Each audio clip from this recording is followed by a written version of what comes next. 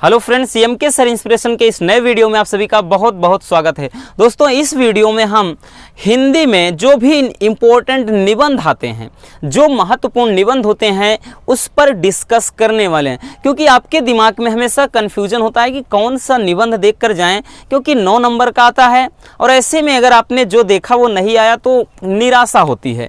लेकिन आपको हम ऐसा बताने वाले हैं कि कॉमन होगा वो, दोस्तों सब में कॉमन होगा और आपको पूरा 9 नंबर देकर जाएगा।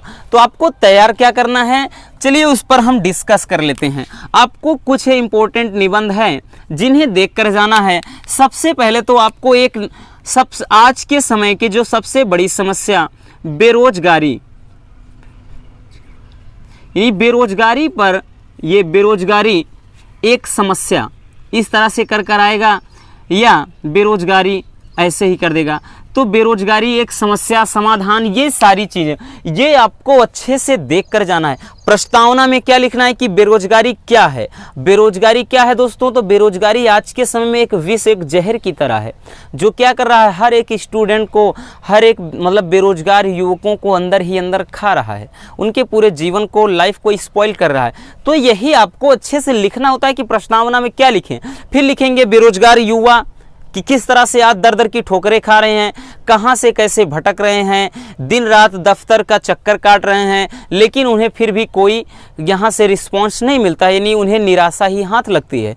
और बेरोजगारी से उत्पन्न समस्याएं क्या हैं, क्या समस्याएं उत्पन्न होती है और इसके क्या दुष्प्रभाव हैं, ये सभी हेडलाइन होती हैं। और अगर आपने इनको अच्छे से लिख लिया तो आप अच्छे से लिख लेंगे, ठीक है ना दोस्तों। इसमें क्या करेंगे हम बता दे रहे हैं कि इसमें दोस्तों आपको लिखना किस तरह से है। हेडलाइन आपको हम बता दें, सबसे पहले तो आपको प्रस्तावना लिखना है। प्रस्तावना के अलावा आपको क्या लिखना है, बेरोजगार युवा, बेरोजगार युवा कि किस तरह से युवा क्या हैं, बेरोजगारी से जूझ रहे हैं। उसके बाद बेरोजगारी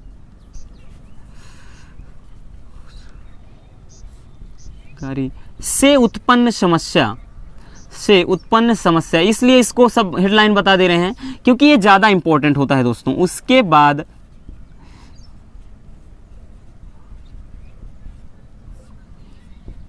के दुष्परिणाम,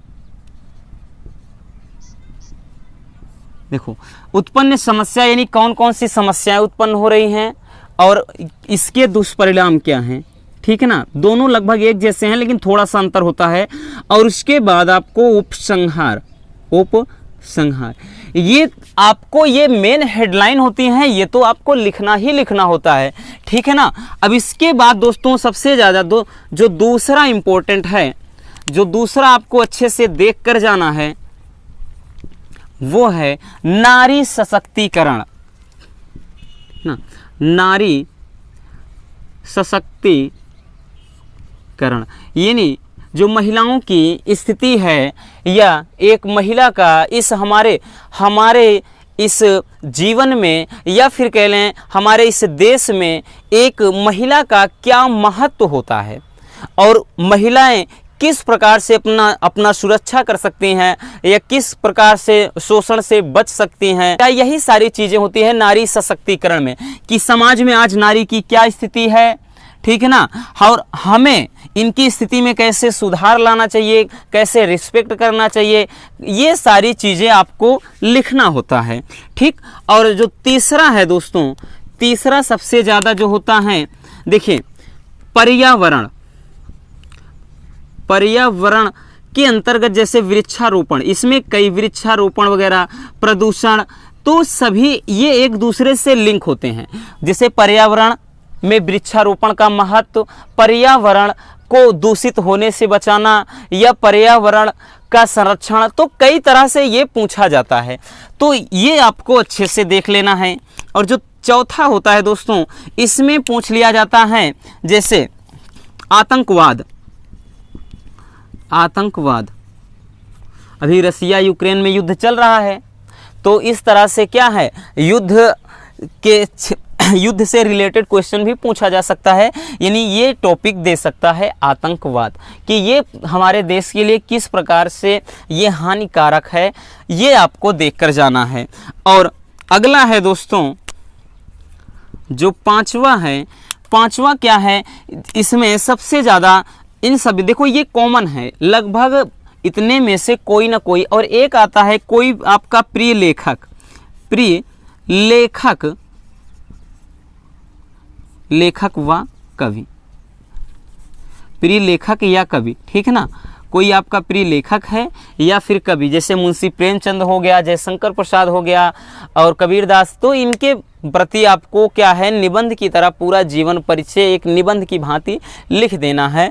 तो दोस्तों ये जो आपको 5 हैं, ऐसा इन्हें तो तैयार करके ही जाना है। साथ ही साथ कोई मेले का भ्रमण पूछ लेता है, और उसके अलावा क्या है, जैसे पराधीन सपने हो सुख नाही, ठीक है ना, तो इस तरह से भी पूछे जाते हैं, लेकिन ये कुछ इम्पोर्टेंट होते हैं, ठीक है ना। और इसके साथ जैसे एक विज्ञान का, विज्ञान वरदान अभिशाप, यानी कंप्यूटर का, कंप्यूटर से रिलेटेड पूछा जाता है, ठीक।